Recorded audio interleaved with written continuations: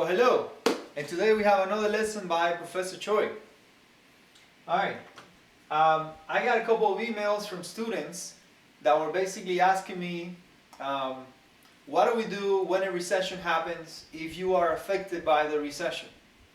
In other words, if you're not one of those, in the 2020 recession, for example, if you're not one of those that has been able to switch and work from home and things like that. So in other words, if you're one of those people being laid off or unemployed or furloughed or anything of that sort. So I came up with this quick survival guide by Professor Choi. So what do? Recession survival guide. Now, I always want to talk about preparation before we get to this mode because I don't want you to be stuck the next time this happens. Situations happen. They happen to everyone, and you need to adjust for it. But next time, you need to be ready. So when everything goes back to normal, and things do, and you're going to be okay, then you need to start preparing for the next one because there's always a downturn down the road at some point. So you need to at some point start creating some kind of rainy day fund.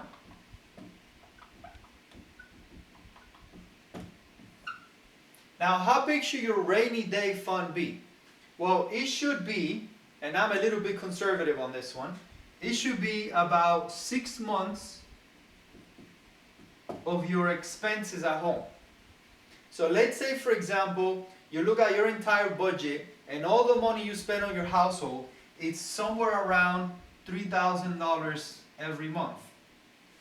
The size of your rainy day fund should be that times 6, or around $18,000.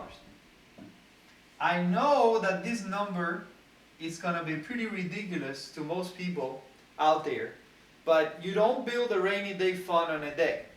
That's why you prepare for the next downturn. So when everything's okay, I need you to prepare for the next one. And you prepare by saving some money and building your rainy day fund.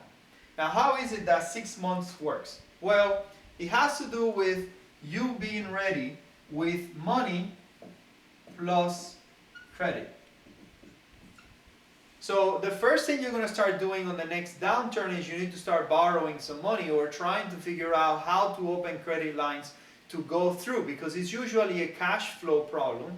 In other words, eventually you make the money, you just don't have it right now.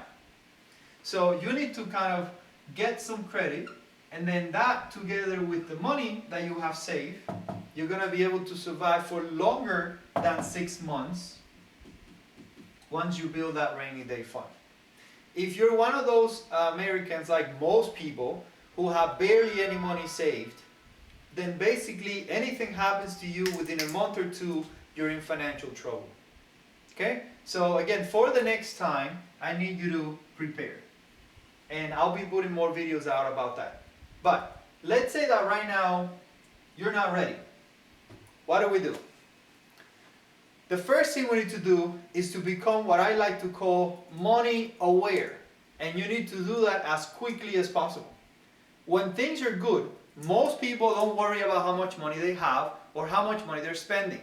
So they basically just spend, money comes in, they spend, money comes in, they spend, money comes in, they spend, so they don't worry about it.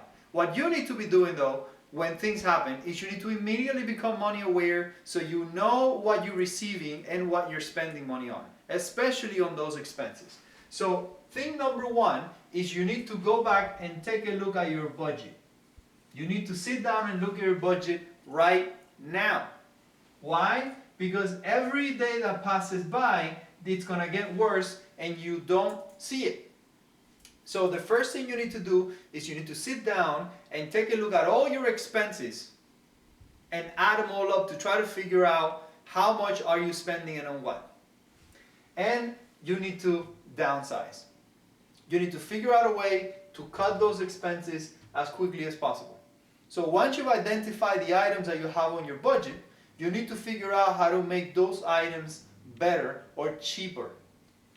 Alright, you need to adjust those expenses very, very rapidly Because remember, you are normally built for money coming in, money going out, good to go.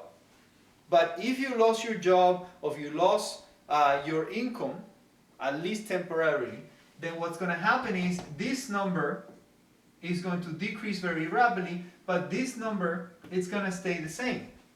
So the first thing you need to do is you need to create that budget, do it right now, and figure out what your expenses are so you can adjust them rapidly and cut those expenses as much as possible. Raise cash if you can. Look at that credit line, those credit lines that you have. Those credit cards or something like that, maybe personal credit lines that you may have. Or if you have a business, maybe that business can borrow some money. Those credit lines are going to plug in cash into the hole, the income hole that you have right now. So right now, again, you're not receiving as much money as before, so you can plug in some of that with those credit lines. And then of course, what that does is it delays the problem a little bit into the future, which may not be the best solution, but it is the solution that you have right now. The next thing that you need to start looking for is opportunities. I need you to understand that in good times, some people make money, and in bad times, some people make money. So someone's always making money. You need to figure out how to be that someone. Let me give you an example, okay? So during good times, when people want to buy something, they just buy a lot of toys. So Best Buy is going to be doing great. Places that sell ATVs are going to be doing great. Places that sell boats are going to be doing great, etc., etc. During bad times, who's going to buy an ATV unless they need it? Who's going to buy a new TV unless they need it? Who's going to get a new car unless they need it? A lot of those people are just not going to get it. So the same places that were doing great during good times are probably going to be doing bad during bad times. But then who's going to be doing well during bad times? Okay, well, if you cannot pay your car, then somebody has to repossess the car. The repossession agency is going to be getting more phone calls. Alright, if you have some assets and you need to raise some cash, you can take it to the pawn shop, for example. The pawn shop is going to be getting more things to sell. I remember in the year 2009 and 2010, plenty of stories around of people getting their Lamborghinis and dropping them in a pawn shop to try to raise some cash. Now again, that might not be the case for most people watching this video, but I need you to understand it happens. So you need to be looking for those businesses that are actually making money. Right now, in the recession of 2020, I heard about Publix looking for people. The main reason is because the elderly population that used to work at Publix are a little scared, so they don't want to work anymore. So if you're a young person and you don't mind working at Publix and taking some risk, then there you go. That's a job that is available right now. Walmart's doing great. Amazon is looking for people. They're looking for drivers. So you need to be seeking those opportunities. And believe me, there's always an opportunity for you, but you need to find it.